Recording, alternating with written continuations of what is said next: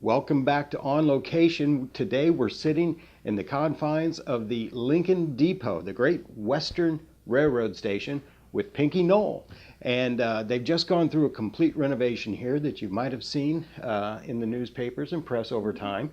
So, Pinky, can you tell me, why did you guys come here? And where's your business coming from? And how long have you been in business here? Well, the Noll Law Office has been in business for decades, many, many decades. And we had most recently shared an office on South 6th Street. We were looking for new office space, and you may know, we have a very old house. We're very comfortable with old buildings, and we were looking around and biding our time looking for one. The State Journal Register had an article in the paper in February of last year that they were consolidating their office space in their building, and they had decided to sell this one.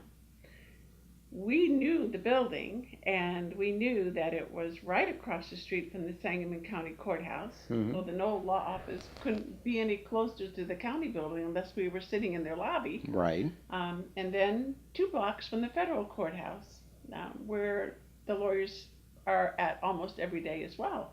So the location was fabulous for us.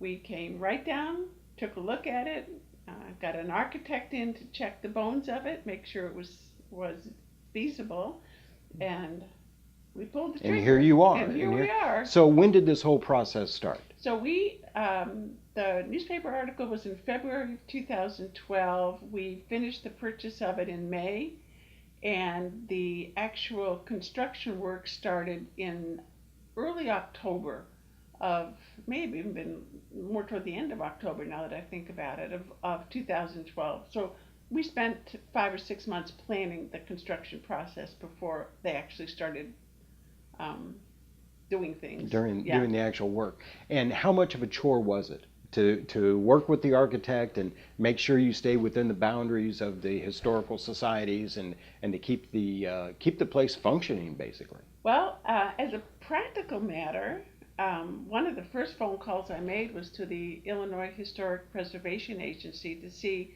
if this building was on the National Registry of Historic Buildings. It is not. So that opened up basically anything we wanted to do with the building within the confines of the building permits that were required, we could do. So that turned out not to be an issue. We had to resolve ADA compliance issues and ultimately got 2 handicap ramps from that effort to accommodate both the Noll Law Office and the visitor center that we wanted to leave available for the public. But it was, I learned a lot. I had never done a commercial building before. If I knew then what I know now, I might have hesitated, but I didn't know enough to hesitate at the beginning, so we just plowed ahead. Okay, now how did you approach this? I mean, you have your law office, Right. but you wanted to maintain the integrity of the actual historical value of the building. So tell me how you did this. Well, we didn't do anything to the outside.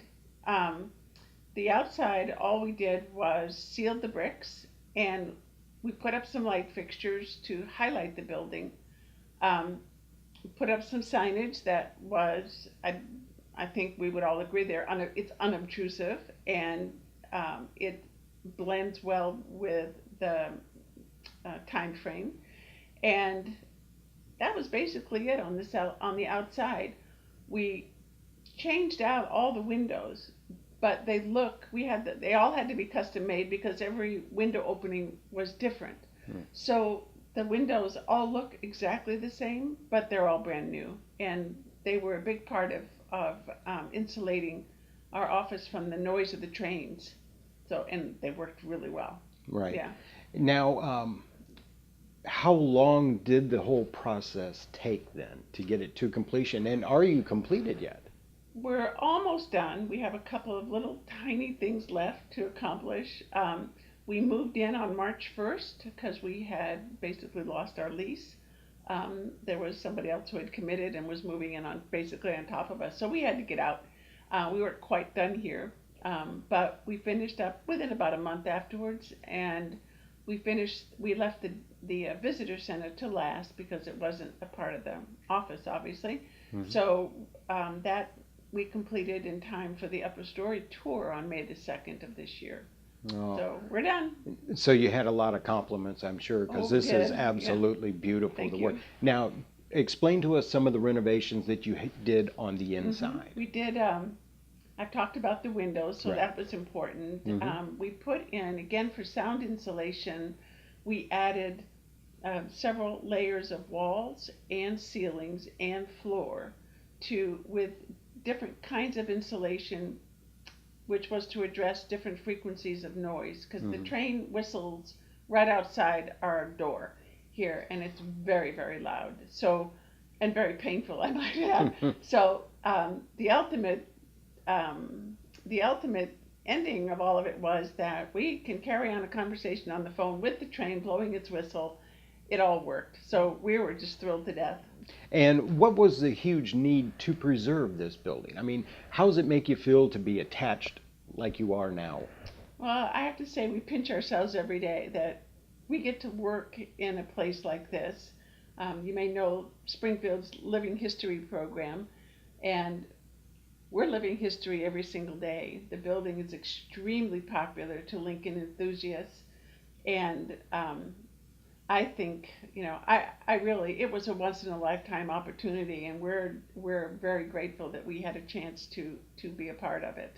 How many visitors do you have come through the door to the Lincoln aspect of this? This summer, since May 2nd, I have kept track, and the building was not advertised because we got started too late. I didn't know when the building would be done, so I Hmm. couldn't get it on the AAA site and all the other travel sites. Okay. So without advertising, we've had over 1,700 people come since May 2nd. Oh, that's splendid. So it's really been fun.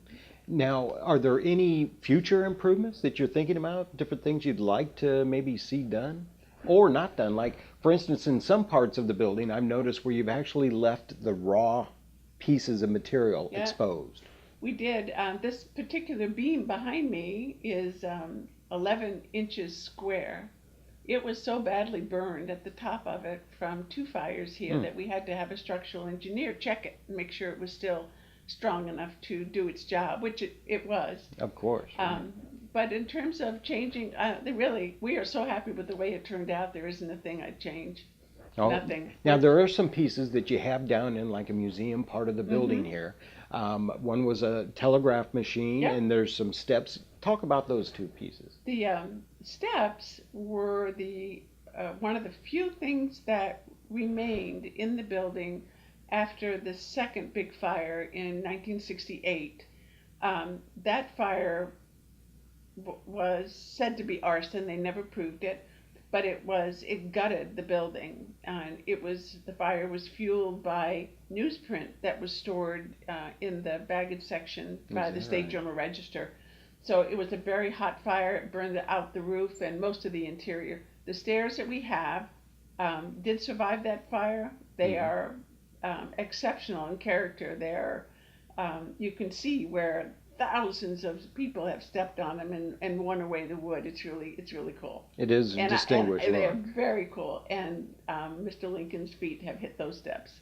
Oh, So that's I think it's just really, what a really neat. privilege Yep. to be in this Yep. building. Now, when individuals come in, they will sit and watch a program and kind of tell me their experiences as they walk through the Sure. door. We have quite a few exhibits actually on the walls. Um, Different types of exhibits, some of it railroad connected, some of it Lincoln connected. There's also an early telegraph machine, which was donated to this building quite some time ago, and I wish I could think of the gentleman's name because he's still living, and I'm going to kick myself for not thinking of it. Okay. My apologies to him. And there's also two videos. One, a very short one, which is a Lincoln recreator giving his farewell address. And the second one is a very nice video, about 20 minutes long, which details Lincoln's trip by train from here on February 11, 1861, to Washington, D.C. to accept the presidency. It's a very interesting story. And it's nice and cool, so they And can it's air relax. conditioned, yes. Yes, And today nice. is a hot day. Anything that maybe I didn't ask you about that you'd like to tell us about or inform the public about? Well, I think I hope that the building, as much as we love this building in particular, we love all old buildings, and not all of them are worthy of saving, but I think most are, and I encourage people to investigate them and maybe add to the repertoire of restored and rehabilitated Well, if we places. don't remember our past, then we'll tend to either forget it or maybe repeat it in some Hmm. horrible way, Yep, in some other yep, fashion, yep. or have it disappear. Or torn down. And I Right. think of the old train depot Oh, yeah. up the street from here that was torn down, and I read about it. It just makes me sad. It must have been a spectacular place. Well, we do thank you for inviting us in and You're for welcome. talking with us today, and we'll have a chance to go around and take a few pictures and make sure we get it on Access 4 on our program. So once again, thank you for joining us on location. Thank you for your interest in the depot.